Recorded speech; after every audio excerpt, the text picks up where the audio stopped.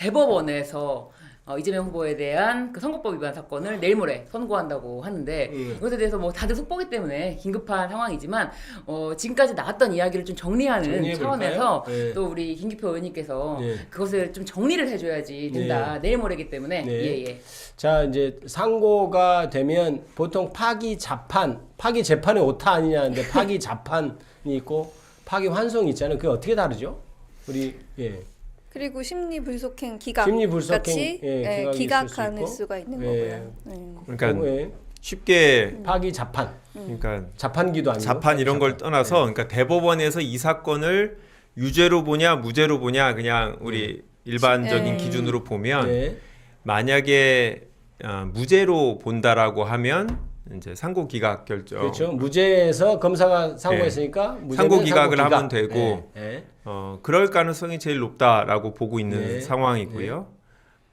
만약에 대법원에서 유죄다라고 본다면 대법원이 스스로 판결을 아예 선고하는 방법이 하나 있고 그게 이제 파기 자판 스스로 판결하다 그렇죠. 형사소송법 396조에 나오는 거고요. 숫자까지 나와버렸습니다. 그게 아니고 내가 판단하지 않고 고등법원으로 항소심으로 돌려보내는 게 이제 파기 환송 돌려보낸다라는 가능성이 있고요.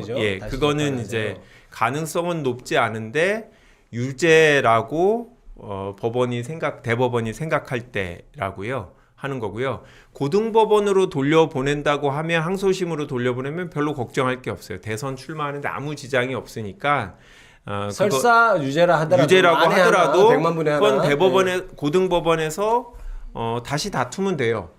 아마 고등법원에서 유죄로 선고할 수도 가능성이 높지만 그건 또 다시 대법원으로 또 상고할 수도 있고 그래서 한참 더 걸리니까 걱정할 건 없다.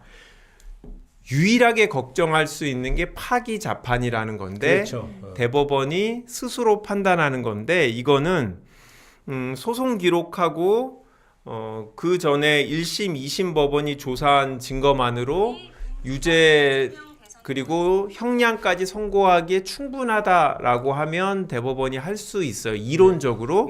하지만 선례가 없다. 무슨 말이냐면 유죄라고 판단하면 끝나는 게 아니라 그래서 형을 얼마를 선고할 거냐라는 것까지도 내려야 되잖아요. 근데 대법원은 판단하기가 어려워요. 왜냐하면 유죄라고 선고할 때는 본인이 얼마나 반성하고 있는지 그 다음에 고등법원 항소심 판결 이후로 대법원까지 최종적으로 이분이 그 이후에 뭐 재판 과정에서 반성하는지 아니면 어떤 태도를 취하는지 또 뭐 무슨 사정이 있는지 이런 것들을 다 고려해야 되는데 그렇게 판단할 자료가 없다. 그래서 파기 자판은 선례가 전혀 없고 국민의힘에서 초반에 그런 얘기를 했다가 알고 봤더니 항소심에서 무죄가 선고됐는데 대법원에서 유죄로 바꾸면서 파기 자판한 사례가 우리나라에 한 번도 없다라는 거를 확인이 됐거든요. 그래서 그럴 가능성 없고 제가 오기 전에 급하게 이제 판사분한테 전화를 했어요. 그래서 어떻게 보느냐라고 했더니 파기 자판 가능성은 제로다. 자기네들이 법원에서 볼 땐. 그래서 빨리 선고하는 게 이례적이긴 한데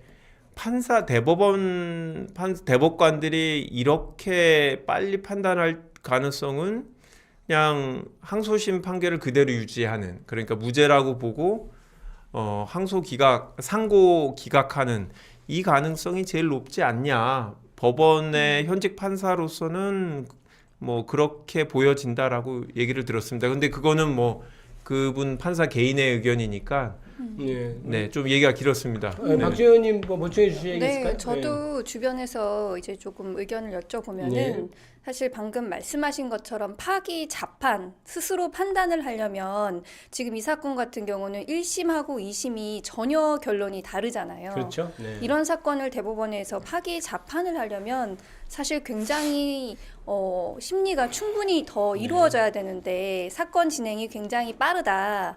그런 점에서 오히려 지금 대선이라는 중대한 이벤트를 앞에 두고 있으니까 빠르게 사실 이건 기각할 사건이면 빠르게 기각해주자 이런 취지로 빨리 진행하는 것이 아닐까 이런 의견들이 조금 더 많은 것 같긴 합니다. 그렇죠. 근데 우리 유능하신 우리 법조인 출신 의원님들께서 말씀하신 걸 제가 그래도 좀 정리해 보면 뭐 아무 문제 없는 경우는 말고 만에 하나 최악의 경우에도 가장 문제될 게 파기 자판 정도다. 그죠? 파기 환송이 되더라도 시간상 뭐 대통령 선거하는데 문제가 없으니까. 그런데 파기 자판이 가능할 거냐 이것만 따져보면 되는 거잖아요. 그런데 아까 저는 조금 의견을 달리할 수 있는 게 형량을 정하는 것도 사실심 정권 사항이거든요. 그렇죠. 그러니까 항소심까지 그러니까 대법원에서는 법률적으로 이게 옳다 그르다만 판단해 주고 법리적으로 이게 옳다 그르다만 판단해 주는 것이고 그러면 이제 그거를 법리를 따라서 사실심 정권이랑 2심까지 그러니까 왜